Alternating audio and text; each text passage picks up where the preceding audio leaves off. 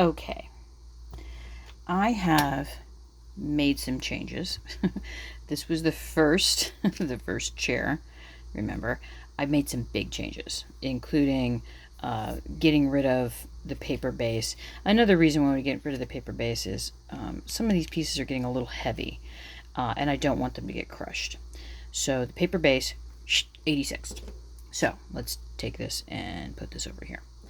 And now we have this, which you're looking at and going, what is this?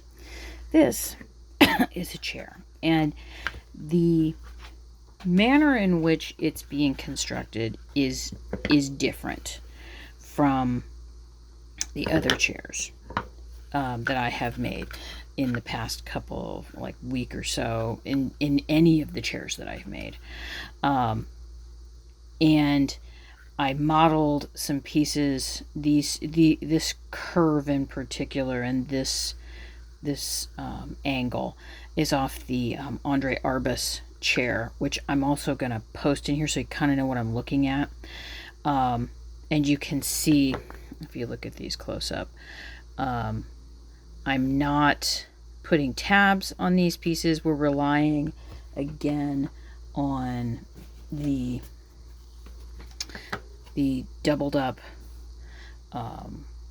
carton board with white on both sides. You can see, I think it's on this one, that I've gone in and done some additional maths including just measuring like how big things need to be. This is approximately, it's supposed to be 9 millimeters finished. I think it probably ended up being closer to a, oh no, wait, wow, I really did get it down there. It's about 9 millimeter finished. Wow, I'm impressed with myself. Sometimes when I do a 9 millimeter or something that's 8 millimeters, it'll get kicked up at least a millimeter in the folding and putting together stuff portion. You can see I still need, my measurements weren't, pardon me, terribly fabulous, so I've got some trim work that I need to do. So I have these components, and you can see very easily this is a front cushion for the chair. This is, and again, once you look at the Andre Arbus piece, which I think I've mentioned in some other videos and other pieces, this, that I'm taking it as influence. And you can see here, I have this piece as 1.5 centimeters, and this one is 2. This needs to be drastically reduced. I think it needs to come down more to 9. I think that thickness will work better. I need this to be thicker and this to be thinner. So remaking this is not hard because this is basically just making a box. So this part right here, let's get all these out of the way. This part here was originally much larger, and you can see I finished it out. This is the back of the chair, and you can see I cut it apart. I added this the carton, or the carton board insert, and you can really see what the inside looks like. I have way in the bottom, can you see that little thin strip going across there? That I need about 5 millimeters of carton board here. I tried to do it higher, but then I didn't like how this bend ended up. So again, trying things out with these things. So this needs to go down further. And I also tried putting this piece together without pre-rolling the papers. It was a lot harder. So I now know that in instructions, the pre-rolling with, I think I've been using one of my gel pens, has been my roller, is going to be a must. But for this one, I decided I needed to, because there wasn't going to be a base piece like this with these kind of feet per se, that the feet were just going to be basically attached to the bottom, and they're going to be made out of some scrap board that I have. So they'll, and again, when you see the piece by by Arbus, you'll understand why. So I decided that what I needed to do was basically make myself a set of blocks to work with, and look at these as each as individual blocks. And so this goes on here, these go here, these go here, stay, and then that goes there. Okay, so far that looks pretty good, except for these are far too low. And which brings me to the do I want to raise these? You know, do I want to, because I think in one of my measurements here and in my notes, this needs to be 3 centimeters from the top. So, and these are my basic tools that I work with. I keep these in a separate little box because I use them so often. I just like to have them in one location. So here's my trusty, my Pentel they don't make anymore. It had one of those like squishy barrel things, and I love this pen so much. I love the pencil so much. I love the curves and everything that I just cut that part off. And I like this one because, let me see if I can get it here. You can see how tiny. I think this is a 0.9, and I like this one. So let's go to top-down view. And okay, that's not there. No. Oh, here it is. So I'm just going from the back portion. I love this little.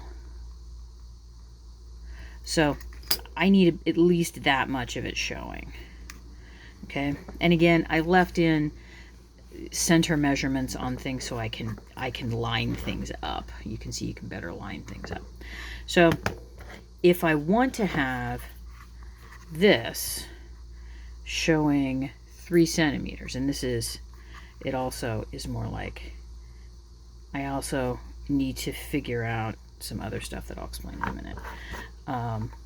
If I do that, then this is what the chair kind of looks like, and then makes me wonder, do I need to put anything else underneath this? Which part of me is saying I don't think that I do, because this is dollhouse furniture.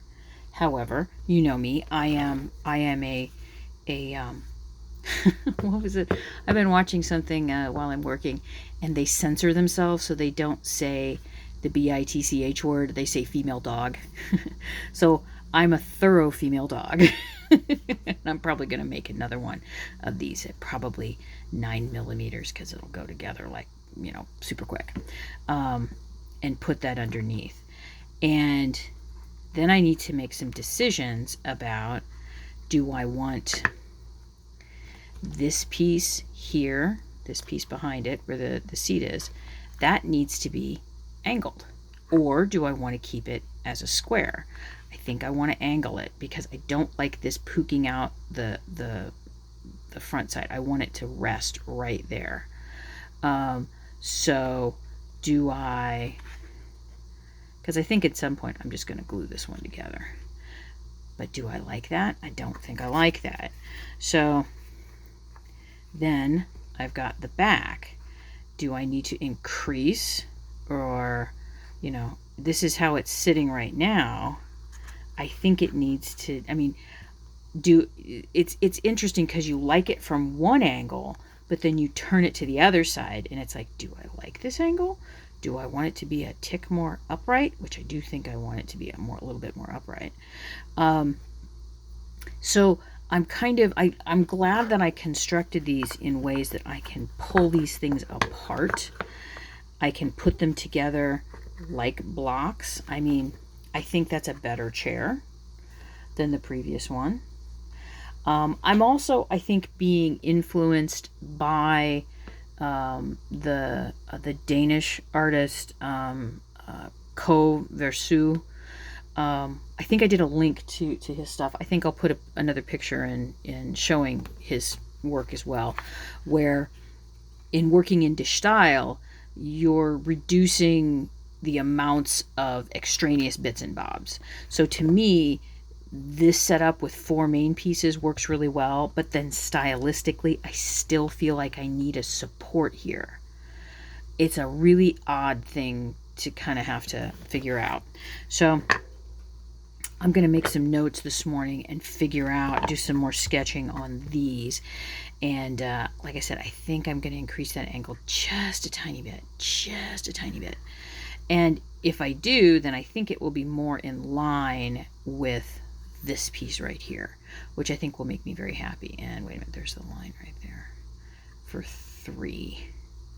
Because again, I'm kind of shooting for the Modiele-esque, about 12 centimeters, 6 inches to the figure, kind of set.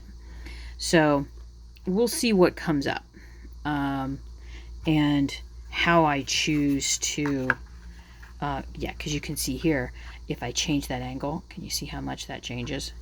So, it just never ends. And let's see, I think other than it's gotten hot again, and we're pretty much sticking indoors while everything does what it's going to do, and we do what we can with what we can at the time. Yeah. Baron took care of my little existential crisis with some ice cream and some cake. That made me very happy. Doesn't always like me, but doctor visits going well, figuring all kinds of other things out. Yeah, everything's pretty copacetic. So hopefully by this next video, you'll be able to see the chair. I mean, and again, we're going with it takes about 3, 1, 2, 3, Ux Kolme versions before I hit on everything kind of coming together. So Patreon patrons, thank you for sticking with me, and I will see you in the next video.